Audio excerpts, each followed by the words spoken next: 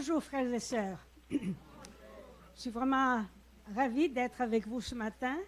Ça fait en effet plusieurs années que nous connaissons ici avec Pasteur Élisée et la sœur Micheline. Et j'ai entendu parler de Béret. Bien sûr, Béret, ça m'a intéressé parce que c'est une ville de mon pays. Et bien sûr, et ici, vous êtes dans un bâtiment de l'association crétoise. En plus.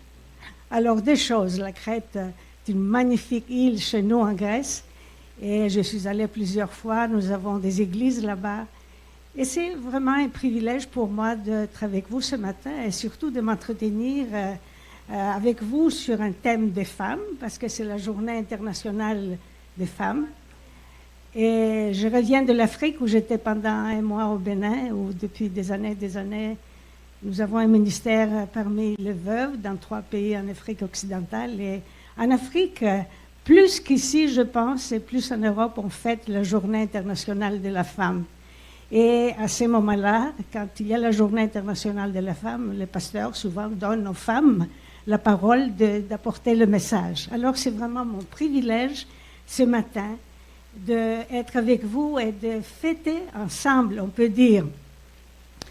Cette journée était issue de l'histoire des luttes féministes, nous dit l'histoire, et surtout dans le continent américain et européen. Et souvent, c'est les revendications des femmes d'avoir le droit au travail et de ne pas avoir la discrimination. Et il y a souvent des rassemblements dans les grandes villes comme Montréal, Paris, etc., où les femmes manifestent, les femmes sortent dans les rues. Mais nous, les femmes chrétiennes, bien sûr, il y a les hommes ce matin, je m'excuse, et nous ne revendiquons rien, n'est-ce pas? Nous avons tout pleinement en Jésus, comme dit un certain cantique, et nous avons un grand prix auprès de Dieu. Et il a un magnifique plan pour notre vie. Quand le Seigneur était sur la terre, il n'a pas négligé les femmes. Au contraire, il a pris le temps de discuter avec elles, de les inclure même dans son équipe de disciples. Donc la journée de la femme est pour nous toutes, tous, un jour où nous célébrons, on peut dire, Dieu et sa présence dans notre vie. Je pensais à beaucoup de messages que j'aurais pu vous partager ce matin. Je suis passionnée des histoires des femmes dans la Bible, du début de la Genèse jusqu'au bout, on peut dire, et qui montrent la place de la femme dans le plan de Dieu. Les exemples sont nombreux et très intéressants aussi. J'aime lire surtout les rencontres du Seigneur Jésus avec les femmes dans les évangiles. Et vous savez, la plupart de ces rencontres se trouvent dans l'évangile de Luc. Il y a toute une série, à peu près 25 femmes dans l'évangile de Luc qui nous présente. J'ai choisi l'histoire connue de 2 sœurs, de Marthe et de Marie, et vous allez voir pourquoi. Vous l'avez dit pour les journées internationales de la femme, qui étaient très, très différentes, mais chacune avait ses qualités. Il y a vraiment des belles leçons pour nous. C'était la première fois que le Seigneur Jésus visitait la maison de Marthe et de Marie dans le village de Béthanie. Il y a eu d'autres. Cette maison était très, très accueillante et très hospitalière et Jésus aimait aller dans cette maison. Nous trouvons cette histoire dans l'évangile de Jean et de Luc. J'ai choisi le texte de Luc et permettez-moi de vous lire ces quelques versets. Comme Jésus était en chemin avec ses disciples, il entra dans un village et une femme nommée Marthe l'a reçu dans sa maison. Elle avait une sœur nommée Marie qui, s'étant assise aux pieds du Seigneur, écoutait sa parole. Marthe, occupée à divers soins domestiques, survint et dit « Seigneur, cela ne te fait-il rien que ma sœur me laisse seule pour servir? Dis-lui donc de m'aider. » Le Seigneur lui répondit « Marthe, Marthe, tu t'inquiètes et tu t'agites pour beaucoup de choses. Une chose est nécessaire. Marie a choisi la bonne part qui ne lui sera point ôtée. » Quelques fois que nous trouvons Chaque fois que nous trouvons Marie, elle était assise au pied du Seigneur, à la même place. Et la plupart des rabbins, à l'époque du Seigneur, les Juifs, n'acceptaient pas les femmes comme disciples, comme élèves, comme on dit. Mais Jésus aimait enseigner les femmes. Il y avait toujours un groupe autour de lui. D'ailleurs, il y a des détails intéressants dans l'évangile de Luc. Il y avait un groupe de femmes qui le soutenaient financièrement, qui avaient leur porte-monnaie avec elles, qui allaient de village en village, de ville en ville, et c'est elles qui payaient les frais des déplacements du Seigneur et de ses disciples. Écoutez Luc encore, les détails de Luc. Ensuite, Jésus allait de ville en village, prêchant et annonçant la bonne nouvelle du royaume de Dieu. Les 12 étaient avec lui et quelques femmes qui avaient été guéries, ça ce texte est avant notre texte de Marthe et Marie, quelques femmes qui étaient guéries d'esprits malins et de maladies, Marie, dite de Magdala, de laquelle étaient sortis 7 démons, Jeanne, femme de Chusa, qui était intendant d'Hérode dans le palais, Suzanne et plusieurs autres qui l'assistaient de leurs biens. Vous voyez ce détail? C'est elle qui payait les factures des déplacements du Seigneur et de ses disciples. Mais dans le texte de Luc 10, nous avons la visite de Jésus à la maison de Marthe, et on dirait que c'est la première fois, et de Lazare et de Marie. Et nous lisons. Tandis que Jésus et ses disciples étaient en chemin, il entra dans un village où une femme, appelée Marthe, les reçut chez elle. Elle avait une sœur, appelée Marie, qui, après être assise aux pieds du Seigneur, écoutait ce qu'il enseignait. Marthe était très affairée à tout préparer pour le repas. Elle suivait et dit, « Seigneur, cela ne te fait rien que ma sœur me laisse seule pour accomplir tout ce travail? Dis-lui donc de m'aider. » Le Seigneur lui répondit, « Marthe, Marthe, Marthe, Marthe. » Qu'est-ce qu'il dit ce matin peut-être? Il me dit à moi, Soula, Soula. C'est mon mari qui m'appelait souvent Marthe. Il est parti il y a longtemps, plusieurs années. Ça me manque que quelqu'un me dise Soula, Soula. Tu t'inquiètes et tu t'agites pour beaucoup de choses, mais une chose est nécessaire. Et Marie a choisi la meilleure part qui ne lui sera pas enlevée. Béthanie était à 4 kilomètres de l'est de Jérusalem. Ces jours-ci, bien sûr, on parle beaucoup de Palestine, n'est-ce pas, et de la région qui est en feu, comme la sœur a dit tout à l'heure. En effet, on ne sait pas ce qui va nous arriver d'un jour à l'autre, n'est-ce pas? On fixe nos regards sur le Seigneur. Marthe, peut-être, on ne le dit pas, peut-être c'était une veuve, mais qui avait les moyens. Elle avait sans doute une grande maison, elle avait pris avec elle, c'est une coutume orientale, comme en Afrique, comme chez vous en Haïti, j'en suis sûre, et on prend soin de son frère et de sa sœur. Il est intéressant de lire que le Seigneur a choisi d'aller de cette maison de Marthe et de Marie avec ses disciples. Il savait sans doute qu'il allait être bien accueilli. Marthe l'a accueilli, et en plus, bien sûr, je suppose, c'est une petite ville, les gens qui étaient curieux dans le voisinage, ils ont vu, oh, il y avait ce rabbin qui vient avec ses disciples, ils sont allés aussi à la maison de Marthe et de Marie. Et voilà qu'elle était là avec tout ce monde, et c'était la maîtresse de la maison, comme on fait en Afrique, j'en suis sûre en Haïti, on le fait en Grèce, dès que les gens sont rentrés. Elle est allée dans la cuisine, elle a pris des verres, elle a rempli de l'eau fraîche, elle a présenté à chacun un verre d'eau. C'est la moindre chose à faire. Cela étant, elle est allée dans sa cuisine, elle a commencé à préparer le repas. Il y avait 13 hommes, le Seigneur, ses disciples, et tout le village, je suppose. Marthe était une femme très hospitalière, mais imaginez que tout à coup, vous devriez préparer un repas pour tout ce monde, et un repas oriental. Ah, c'est pas facile, n'est-ce pas? Il faut préparer des bonnes choses et ça prend du temps. Je sais, un repas grec, par exemple, ça prend des heures et des heures. Et un repas juif, c'est pareil. Donc, Marthe est partie dans sa cuisine.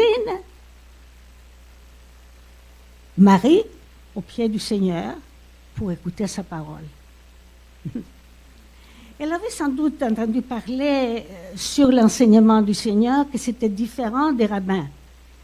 Et elle voulait vraiment savoir quel était cet enseignement. Alors, Marie s'en fout de Marthe, Marie s'en fout qu'il y aurait un repas à faire.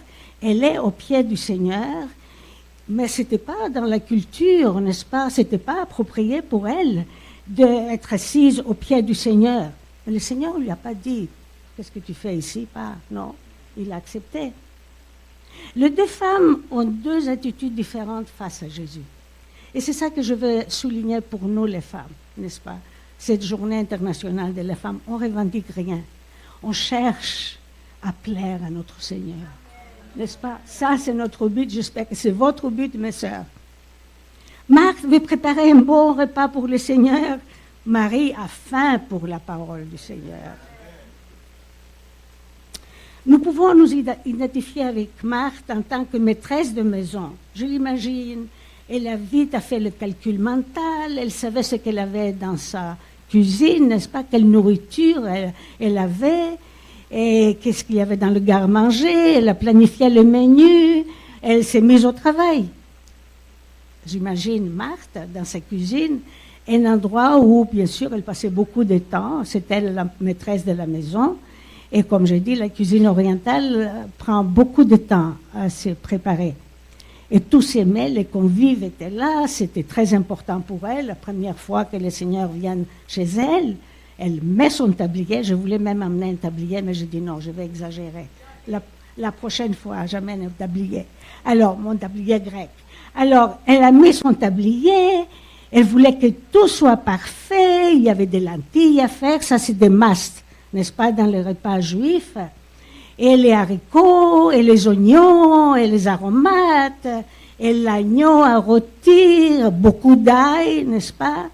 Et le matzah à faire, le pain pita, les figues à préparer, le grenat dans un autre plat, tout ça, ça faisait partie des repas juifs, n'est-ce pas, qui font encore partie de cela.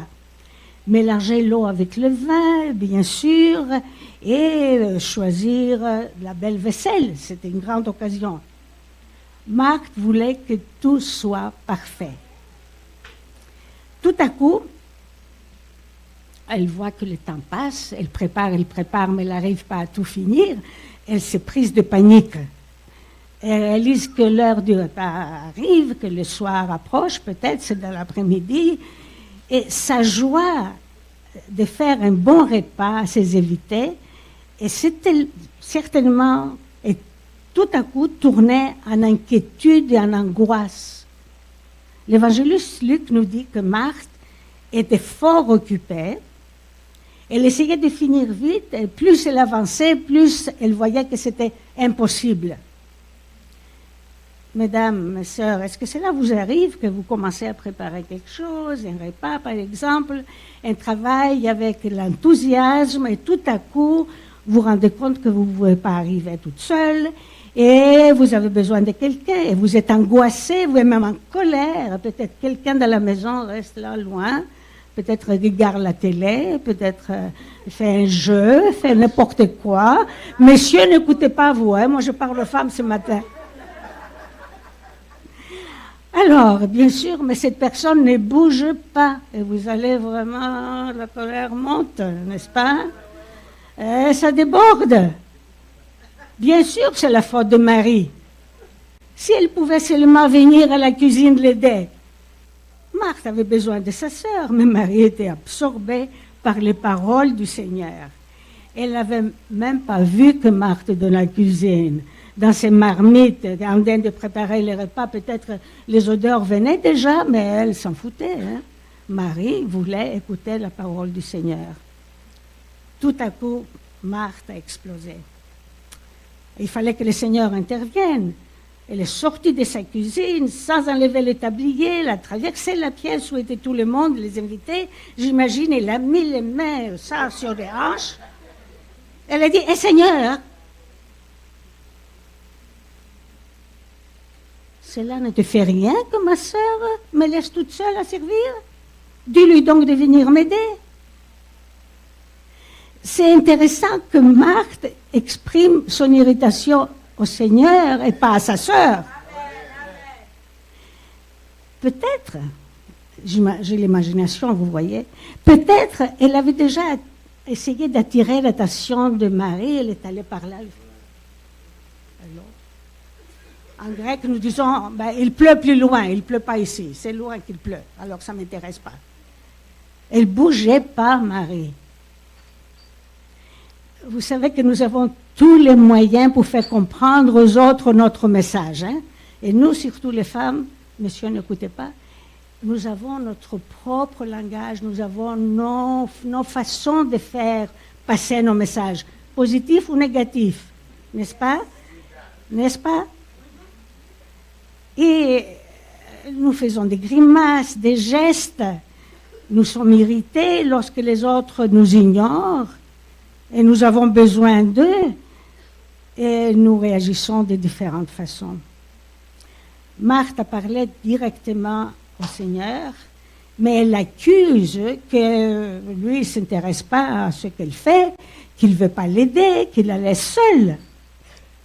Elle était sûre que s'il voyait vraiment son besoin, qu'il aurait demandé à Marie, « Hé Marie, qu'est-ce que tu fais là? Tu m'écoutes là? Va dans la cuisine et aide ta sœur. » Non, le Seigneur ne lui a pas dit à Marie d'aller aider sa sœur. Elle avait le sentiment que le Seigneur ne faisait pas attention à son service. Elle servait. Waouh, arrêtons là. Qu'est-ce qui se passe quand on sert à l'église? Est-ce qu'on veut que tout le monde le regarde? Que tout le monde dise bravo, ouais, tu as fait ça, merci beaucoup. C'est humain, n'est-ce pas? Qu'on cherche l'approbation des autres. Et peut-être c'est ça que Marthe cherchait. Elle était là en train de faire de son mieux, de donner toutes ses connaissances, on peut dire culinaires, juives, pour plaire au Seigneur et à ses disciples. Mais Seigneur, ce n'était pas ça qui l'intéressait. Mais elle voulait que le Seigneur apprécie son service. Elle faisait tous ses efforts. Et il tolérait que Marie reste là à ses pieds sans rien faire. Elle attendait quelque chose du Seigneur. Est-ce que vous arrive? Cela vous arrive. Vous attendez les faveurs ou les attentions spéciales de Dieu, il ne répond pas. N'est-ce pas? Ça peut, moi, je fais ça pour Dieu, pourquoi il ne répond pas à ma prière? Hein? J'ai ça, et c'est ça, et c'est ça. Vous savez, on a une expression en grec qui dit, c'est le compte d'apothicaire. Hein?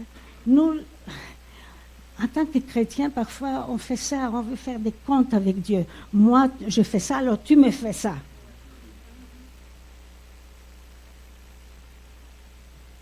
Le 29 janvier 1999, j'étais en train de parler avec mon mari, c'était un dimanche après-midi de janvier, on avait été à l'église le matin.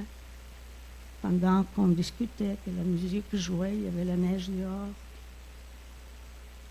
C'est comme ça dans son fauteuil. Il dit, je vois noir. Et il est parti. Tremblement de terre dans ma vie. Les gens me disaient, mais vous qui servez le Seigneur, pourquoi le Seigneur a pris ton mari? Qui est-ce qui peut comprendre le plan de Dieu? Qui est-ce qui peut dire à Dieu, pourquoi tu fais ça avec ma vie? On n'a aucun droit. Si nous disons Seigneur, il doit être le Seigneur, sinon il n'est pas le Seigneur.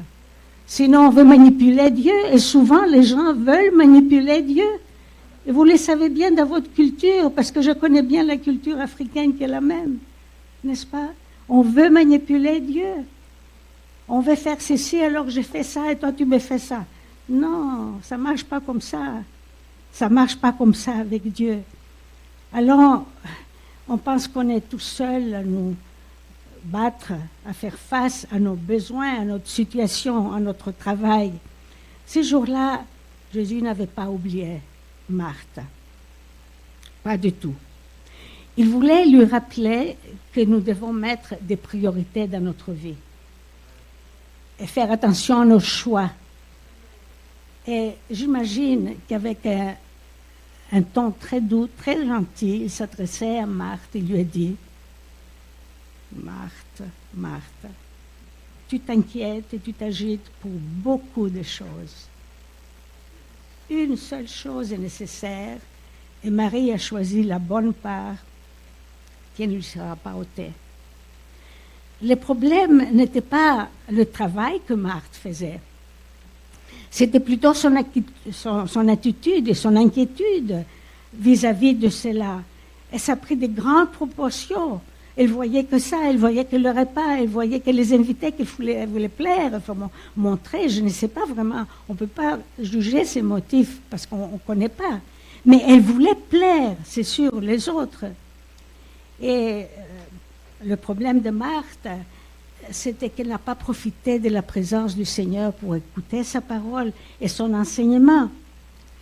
Le Seigneur aurait été content d'un repas peut-être plus simple, plus facile, au lieu d'avoir un grand repas, on peut dire, avec beaucoup de plats et beaucoup de services, et avec moins de temps à préparer. Mais pour Marthe, c'était vraiment une perfectionniste. Peut-être vous vous reconnaissez chez elle. Je vois des sourires. C'est vrai, on est toutes comme ça. Je suis comme ça. Et je dois faire attention. Jésus a fait prendre conscience à Marthe que ses inquiétudes l'empêchaient d'écouter sa parole. Et il l'a appelé à faire le choix. Regardons ce que le Seigneur a dit à Marthe. Jésus ne lui a pas reproché de préparer un bon repas pour ses disciples et pour lui, et c'était une bonne hôtesse. Il ne lui a pas dit qu'il ferait un miracle. Ne t'inquiète pas, moi aujourd'hui je vais prier, disons, je vais faire un miracle. Il pouvait faire un miracle, remplir la maison de nourriture et tout ce que vous voulez. Recevoir ses invités comme il faut, c'était bien. Et ce qu'elle faisait mijoter dans sa cuisine était important, ça sentait bon. Mais son inquiétude était inutile. Il voulait avoir la communion avec Marthe, plus que son service. Son service l'avait rempli d'inquiétude, parce que le Seigneur le souligne. Il a conduit à la critique et aux plaintes. Jésus a fait comprendre à Marthe que nos choix déterminent notre attitude face au service du Seigneur. Et nous, les femmes, nous avons souvent des inquiétudes, elles font partie de notre vie. Nous lisons dans la parole de Dieu des textes qui nous recommandent de ne pas nous inquiéter. Et Jésus a enseigné à son temps que les inquiétudes sont inutiles et qu'il a donné les exemples des oiseaux, n'est-ce pas, de la nature, qu'ils font rien, mais Dieu les fait pousser et Dieu pourvoit à leurs besoins parce qu'il connaît leurs besoins. Et il connaît vos besoins et mes besoins. L'inquiétude crée en nous des pensées négatives quand nous ne pouvons pas trouver une solution. L'inquiétude, pour moi, c'est tourner autour de la même chose, le même passé, et de me sentir coincée. Je nourris des idées négatives tout au long de la journée, et chaque fois que je pense à cette situation, n'importe laquelle c'est une situation désespérée, il me semble. Je ne m'assois pas pour m'inquiéter. Est-ce que vous vous asseyez et dites, OK, maintenant je vais m'inquiéter? Non, n'est-ce pas? Non, mais on peut continuer à travailler et avoir des inquiétudes. Mais on peut aussi choisir les promesses de Dieu lorsque nous avons d'inquiétudes. De toute manière, je ne peux rien faire avec mes inquiétudes et le Seigneur l'a dit, n'est-ce pas? L'inquiétude n'est pas productive.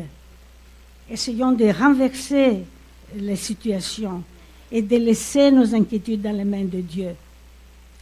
Si nous arrivons à apprendre comment changer nos inquiétudes en sujet de prière, en nous appuyant sur les promesses de Dieu, je pense nous trouverons plus souvent des solutions.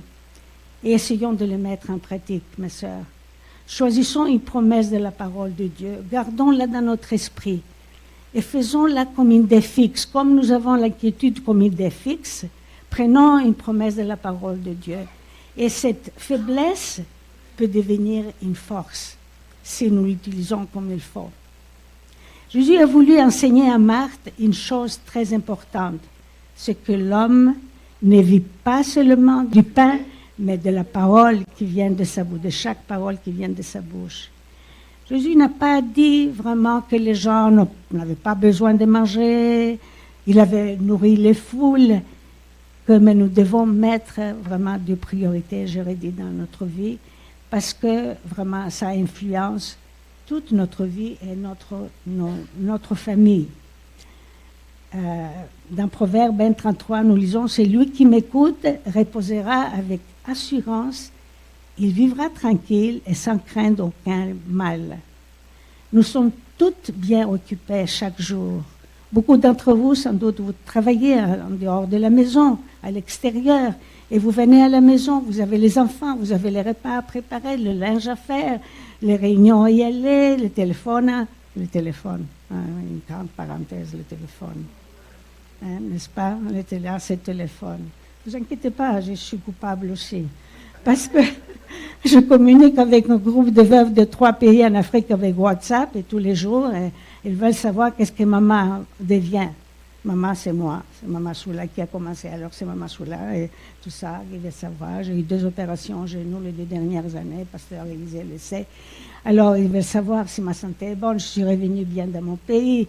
Et on partage des versets, on s'encourage. Mais quand même, c'est ce téléphone qui est dans ma main. Et j'essaye. Je vous confesse. Et je dis un péché qui est confessé et pardonné. Non, mais c'est vrai, nous sommes occupés avec toutes ces choses. Et aussi, pas seulement physiquement, mais aussi mentalement, n'est-ce pas? Et nous laissons les choses, les priorités, peut-être. Essayons de corriger cela. Par la grâce de Dieu, n'est-ce pas? Jésus a dit à Marthe qu'elle avait peut-être méprisé Marie pour son choix. C'est comme si elle voulait lui imposer ses propres valeurs et ses choix, qui n'étaient pas les choix de Marie. Remarquez que Jésus n'a pas dit à Marthe de faire ce que Marie faisait. Il ne lui a pas dit, écoute, viens aussi t'asseoir ici. Mais il a souligné que Marie avait choisi la bonne part. Lorsque nous pensons à ces 2 sœurs, nous avons tendance à penser que Marie était plus consacrée que Marthe. Nous appelons souvent une femme qui travaille fort Marthe, n'est-ce pas? Et comme je vous ai dit tout à l'heure, mon mari m'appelait Marthe souvent. Nous avons besoin de Marthe dans les églises. Et elles sont très efficaces, j'en suis sûre, vous avez beaucoup de Marthe ici chez vous. Parce que vous avez commencé petit, regardez, vous grandissez, le Seigneur vous bénit, il y a des besoins, il faut travailler. Tandis que les maris sont souvent dans leur monde, n'est-ce pas? Elles sont les pensives, elles vont décider plus tard, il faut qu'elles réfléchissent. Mais elles sont à l'écoute de la parole de Dieu. Elles mettent Dieu en priorité dans leur vie. Et ça nous montre qu'il faut vraiment un équilibre. Ce n'était pas mauvais que Marthe avait, avec cette attitude qu'elle voulait vraiment faire un bon repas, je leur ai dit. Mais elle avait vraiment manqué ce moment important de choisir à écouter les paroles du Seigneur. Ce n'était pas mauvais de préparer le bon repas, comme je disais tout à l'heure. Mais son attitude aussi influençait ses réactions et son attitude face à sa sœur. Elle était agitée. Elle ne faisait pas ses services avec joie. Et dans l'Église, sans doute, il y a plusieurs d'entre vous qui avaient des responsabilités. Comment est votre cœur? Comment vous faites ce que vous faites? Avec joie, pour montrer aux autres que vous faites ça, ou pour servir le Seigneur? Tout ça, nous devons les examiner en tant que femmes chrétiennes. Nous devons avoir de belles valeurs et de bons mobiles dans ce que nous faisons. Marie a fait le bon choix. Marthe a manqué ce temps privilégié avec le Seigneur et le Seigneur l'a rappelé à l'ordre. Marthe avait appris sa leçon. Elle a encore servi le Seigneur plus tard parce que le Seigneur allait souvent chez elle. Et bien sûr, vous vous souvenez de l'histoire de son frère, Lazare, qui était mort. Et à ce moment, quand elle rencontre le Seigneur, elle a une autre attitude. Et après la résurrection de Lazare, on les retrouve aussi dans Luc 12, en train de, et Jean aussi 11, d'être là. Et Marthe encore préparait un repas. Et Marie, qu'est-ce qu'elle faisait? Qu'est-ce qu'elle a fait? Elle avait une bouteille de parfum précieux. Elle est venue le mettre au pied du Seigneur. Encore une fois, au pied du Seigneur. la réalité est qu'en tant que disciples de Jésus-Christ, nous devons cultiver en nous les caractéristiques de Marthe et de Marie. Marthe doit être aussi Marie, et une vraie Marie doit être Marthe. Les deux sont des sœurs. Si nous voulons servir Dieu d'une manière qui lui plaît, nous devons mettre nos priorités en ordre. Nous devons laisser Dieu nous façonner et nous remplir de sa parole et de ce qu'il veut pour nous. Nous pourrions encore donc aller servir avec joie et satisfaction.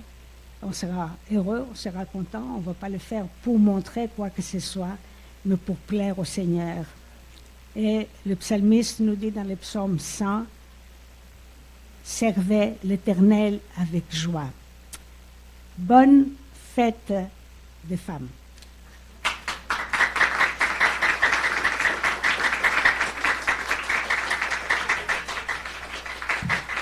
J'avais un petit chant, mais je n'avais pas l'accompagnement. Je ne sais pas si je vais arriver. Que la grâce de Dieu soit sur toi pour t'aider à marcher dans ses voies. Reçois tout son pardon et sa bénédiction. Va en paix dans la joie, dans l'amour. Bon dimanche.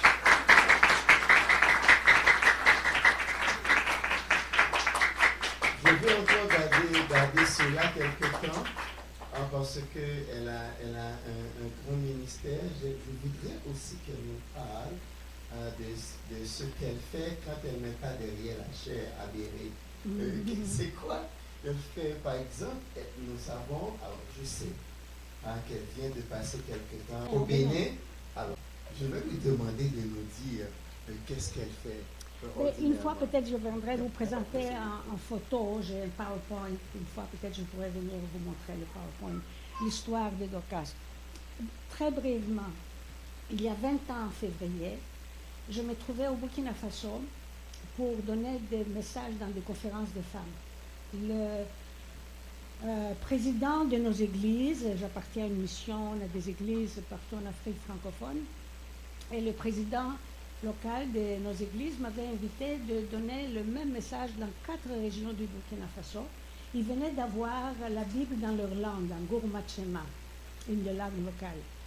Et il m'a dit, donc tu choisis un thème qui sera le même, on veut que nos femmes ont le même enseignement. Et j'avais choisi le livre d'Esther, parce que c'était 3 jours de conférence dans la brousse, assises 40 degrés sur des nappes. Les femmes venaient avec les bébés dans le dos, avec leur nourriture, parce qu'on ne fournissait pas la nourriture.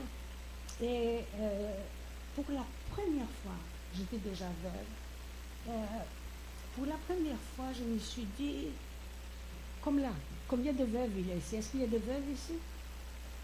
Non. 1, 2. Oh, ok, plusieurs. Voilà, j'ai fait ça. Je voulais savoir, mais je demandais, parce qu'il y avait une foule, 1700 femmes, 1300 femmes, 900 femmes, je ne pouvais pas là le faire. Je demandais de rencontrer les veuves sous un manguier, sous un arbre. Alors, je vous dis 40 degrés, je rencontre les femmes, j'avais la connaissance de l'Afrique, je connaissais l'Afrique tant de fois. Mais là, pour la première fois, j'ai dit, écoute, toi, tu es veuve. Je voyais des veuves jeunes, avec des enfants, avec des bébés, même au dos. Il me disait comment le mari est mort.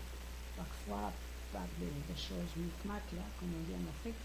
Et parfois, c'était un accident, parfois, c'était une maladie, parfois, toutes sortes de raisons. Combien d'enfants tu as? J'ai commencé à faire une liste, 5 enfants, 7 enfants. Il y a un enfant qui va à l'école, parce qu'elle n'a pas l'argent pour envoyer tous les enfants à l'école. Après, si un enfant est malade, elle va aller au marché acheter une aspirine. Une aspirine au marché, hein? Il n'y a pas de pharmacie. Tout ça, mais c'est pas possible. J'ai vu la 2e conférence, 1300 femmes, pareil. troisième conférence, c'était 4 régions, et la dernière, c'était à la frontière entre le... Vous connaissez un peu la carte de l'Afrique? Peut-être que je viens de vous la montrer. Entre le Niger et le Burkina, la frontière, la dernière conférence avec 400 femmes. Et là, oui, le Sahel, exactement. Et là, mais avant, je me suis renseignée auprès des églises du président, mais est-ce que il y a beaucoup de veuves dans vos églises, est-ce que vous faites quelque chose pour vos veuves? Et avec des besoins vraiment terribles. Il m'a dit, non, pourquoi tu demandes ça? Ben, je dis, parce qu'il y a un besoin, je vois qu'il y a un besoin. Je demande au directeur de ma mission, est-ce que vous savez que c'est un Canadien que je connaissais bien? Il me dit, pourquoi tu demandes ça? Mais je dis, parce que voilà, moi j'ai ma liste, je commence à me dire, ces femmes sont négligées, elles ont des besoins. Je ne savais pas ce que j'allais faire. Mais à un certain moment, Dieu m'a dit, sois la voix pour ces femmes qui n'ont pas de voix. Proverbe 31, parle pour ceux qui n'ont pas de voix, qui ne peuvent pas parler pour eux-mêmes. Donc j'ai donné ma main, j'ai une photo que je ne peux pas oublier, significative, je l'ai dans mon PowerPoint. J'ai donné mes mains à mes veuves à Diapaga, à la frontière du Niger, où là tu ne peux pas y aller par les djihadistes. Moi j'allais à pied, j'ai passé les frontières à pied avec mon bagage à main pendant des années. Mais la personne peut y aller parce qu'on se tue là-bas. Alors j'ai dit, priez pour moi, je veux devenir votre voix. Et je suis partie. Je ne savais pas ce que j'allais faire. Mais il fallait que je fasse quelque chose. J'ai dit à ma mission au Burkina Faso aussi, organiser, faites un projet. Disons, il fallait qu'il y ait un projet afin que je puisse envoyer de l'aide humanitaire, on peut dire. Et ils l'ont fait. Jusqu'en juin, j'avais un projet. Je suis allée en Grèce, dans mon église, ils avaient une conférence, et là, je ne savais pas, ils faisaient des choses sans savoir qu'est-ce que j'ai fait en Afrique, qu'est-ce que je promets en Afrique. Ils faisaient comme un fonds, un levée de fonds pour m'aider à mon ministère en Afrique, ils ne savaient pas qu'est-ce que j'allais faire. Et il y avait 2500 € dans cette offrande qu'ils ont fait avec les choses qu'ils ont vendues. Ils ont fait un bazar. Et avec cet argent, on a commencé... Oh, pardon. Donc avec un don de la Grèce de 2500 €, on a pu aller de l'avant et a commencé le premier projet. Et le tout premier projet, c'était dans un village à Piela, au nord du Burkina Faso, où les femmes faisaient des pots, la poterie. Elles allaient chercher l'argile à 25 km à pied avec des brouettes. Elle ramenait dans un centre, elle faisait des pots. J'ai encore des pots de ça parce que c'était mon premier projet. Et le Seigneur a béni. Après, en 2009, je commençais au Niger et en 2015 au Bénin. Pourquoi? Parce que c'était les 3 pays francophones dans lesquels mon mari et moi on a travaillé. On avait fait des écoles bibliques, on avait établi des églises. Donc, c'était les 3 pays que je devais faire. On m'a demandé d'aller au Sénégal, au Tchad, mais j'ai dit, il y a d'autres qui peuvent le faire. Mais depuis 2013, ma fille Lucia, que le pasteur connaît aussi par nos réunions de prière, qui était missionnaire au Niger, s'est joint à moi. Et maintenant, je lui laisse petit à petit la responsabilité administrative. Et moi, je suis la conseillère, je donne des messages. Et on revient d'un voyage qu'on était au Bénin pour former nos leaders, justement, parce qu'au Niger aussi, c'est un gouvernement militaire où on ne peut plus aller, on n'a plus de visa, tous les missionnaires sont partis alors qu'on travaillait là depuis des années. Donc, priez s'il vous plaît. Je connais votre pays. Quand il y a eu les tremblements de terre, je suis allée à Haïti parce que mon fils travaillait et j'ai eu l'occasion d'aller dans votre pays. Donc voilà, je continue, je passais l'âge de la retraite depuis longtemps. Comment passer à une dame? Non, je n'ai pas de problème, 88 ans. Je n'ai pas de problème. Oui, je ne cache pas mon âge. Est-ce qu'on peut applaudir le Seigneur? Mais non.